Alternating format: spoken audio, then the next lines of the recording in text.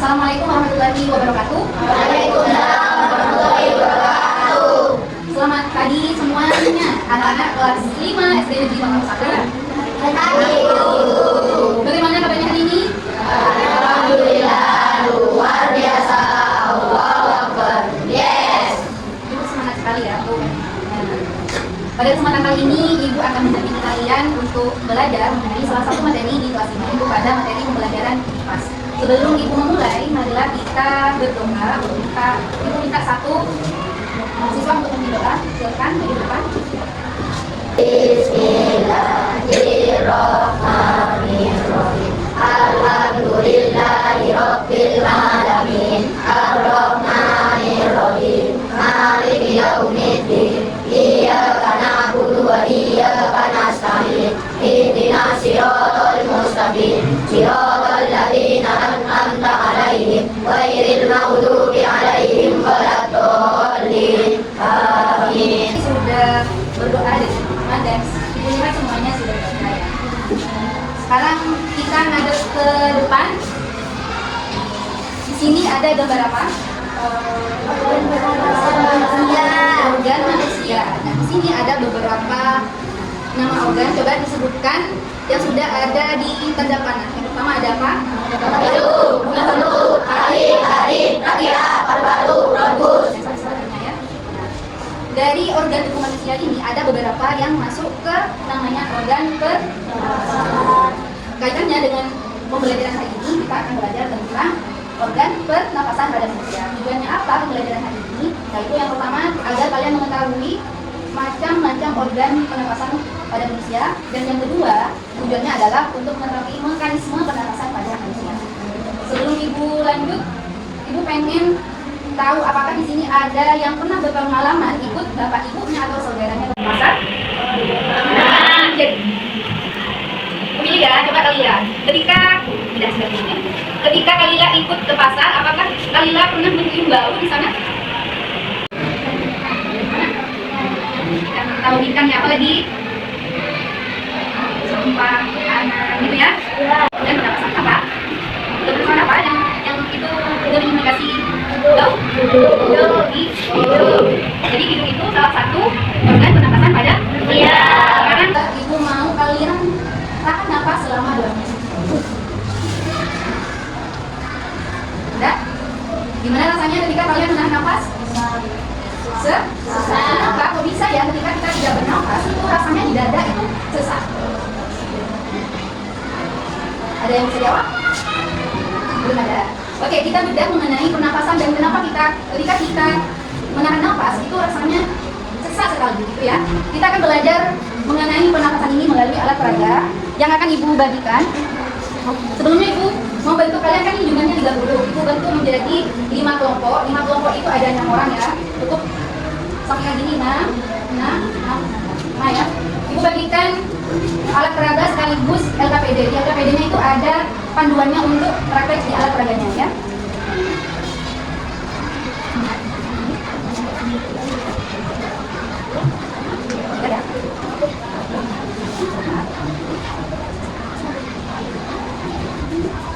Nanti kalian akan belajar mengenai pernapasan melalui alat peraga ini. Ini adalah ibaratnya di depan ya. Ibu bagikan LKPD-nya dulu biar kalian tidak bingung.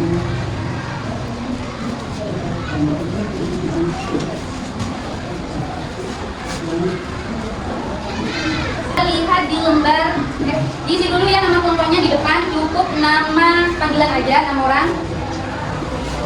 Coba di lembar pertama, lihat dulu. Lembar pertama,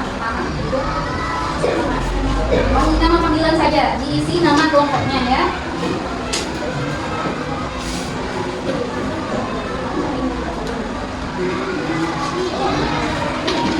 Untuk kelompok 1, 2, 3, ini kelompok 1, ini kelompok 2, kelompok 3, kelompok 4, dan kelompok 5 ya.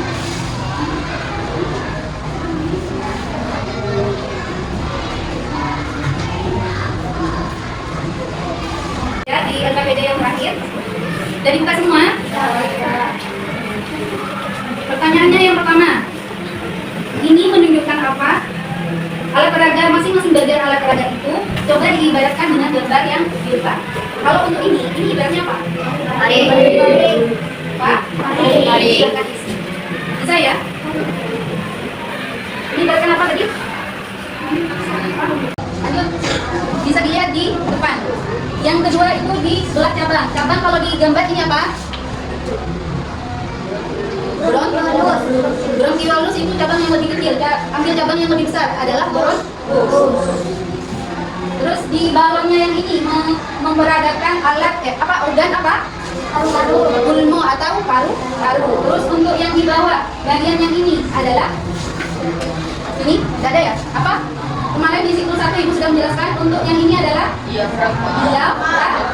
Ini adalah yang berperan penting dalam proses pernapasan pada manusia. Sekarang coba kalian tiupkan, tiup gini. Saya pegang alat peraga ditiup.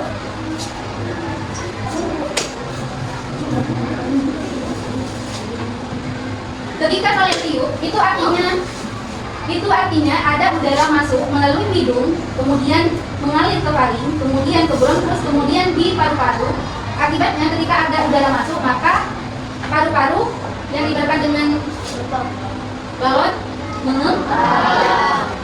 Ketika ada pertanyaan, kolom 2, apa yang terjadi pada itu dengan menghembuskan nafas melalui hidung? Apa tadi? Ketika dihembuskan nafas, mengembang. Tulis.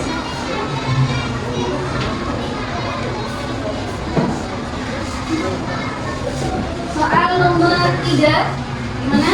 Soalnya gimana?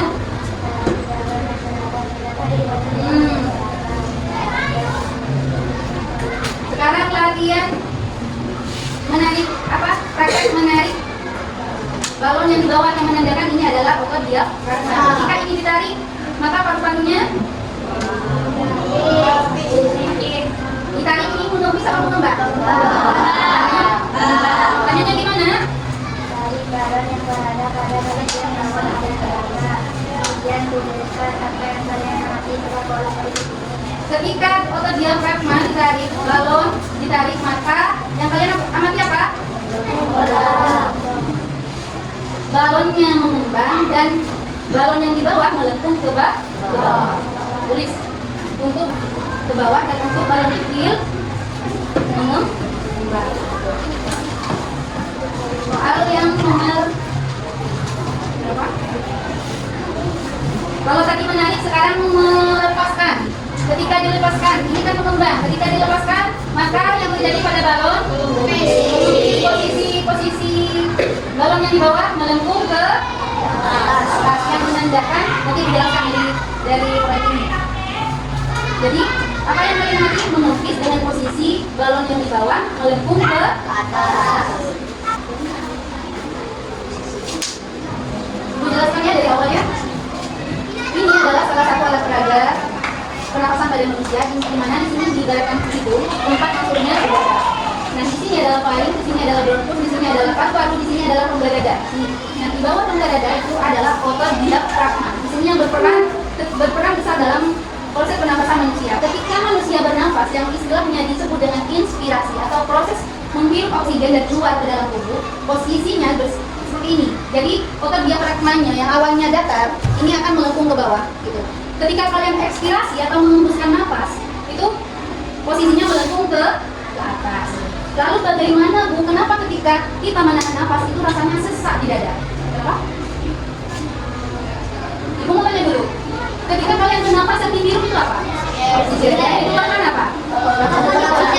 Dioksida. Kalau oksigen sifatnya itu adalah energi bagi tubuh. Kalau karbon dioksida itu adalah racun bagi tubuh. Jadi ketika kalian tidak bernafas atau menahan nafas, itu karbon dioksidanya menumpuk dan tidak ada pasokan oksigen ke dalam tubuh. Akibatnya otak dan jantung itu panik, tidak ada energi yang masuk, sedangkan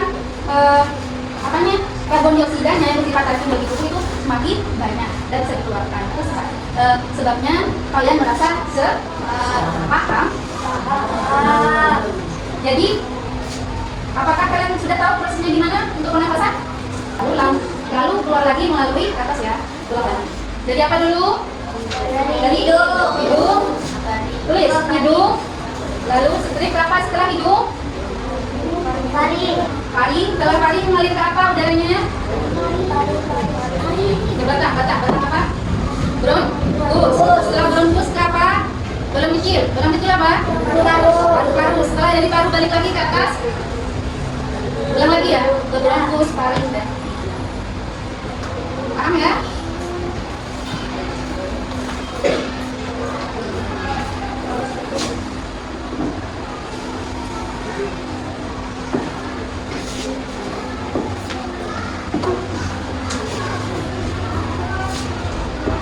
Sudah?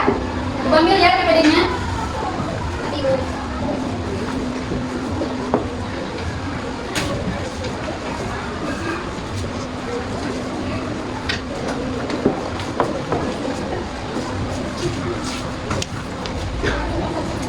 Sebelum Ibu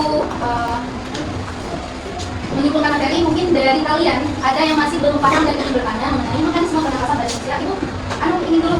Ayo kita baca bareng-bareng organ pernapasan manusia mulai dari yang paling atas. Apa? Hidung ke paru. Setelah paru, bronkus. Setelah bronkus, paru-paru. Nanti udara keluar dari paru-paru ke bronkus. Balik lagi ya, ke atas, paru, lalu ke hidung. Ayo, dari kalian mungkin ada yang masih mau ditanyakan mengenai pernapasan? Kenapa kita nggak boleh merokok? Kenapa kita tidak boleh merokok? Ada lagi? Ya, ulas dulu ya, kenapa kita tidak boleh merokok? Sebenarnya masalah rokok itu ada di mana masalahnya? Ada di bahan tembakaunya ya. Ada kandungan nikotin namanya. Nah, itu berpengaruhnya nanti ke penyakit ini. Itu nanti jadi parasit di salah satu organ pernapasan. Ya Pak, itu kalau kalian lihat sampul rokok itu biasanya yang kena di organ apa? Paru. Jadi ketika kalian merokok itu bukan sebenarnya karena bahannya yang berbahaya, ada kandungan nikotinnya, itu nanti jadi parasit di infeksi dan semacamnya salah satu organ pernapasan. Akibatnya proses pernapasan kalian itu akan terganggu, misalnya ada asma dan semacamnya. Tapi nikotin itu berbahaya. Ada berbagai kondisi. Kalau dikonsumsi terlalu banyak itu bahaya. Namun nikotin bisa digunakan di tenaga kesehatan, misalnya di beberapa pengobatan katanya. Itu malah untuk tenaga medis itu menjadi alat bantu. Tapi kalau misalnya dikonsumsi kalian sehari-hari, kan kalian sehat, bukan kasusnya kalian sakit harus disembuhkan dengan nikotin kan? Itu kurang benar dan kurang tepat. Ibu cukupkan pembelajaran hari ini. Semoga apa yang Ibu sudah sampaikan dan kita diskusikan bersama pada kesempatan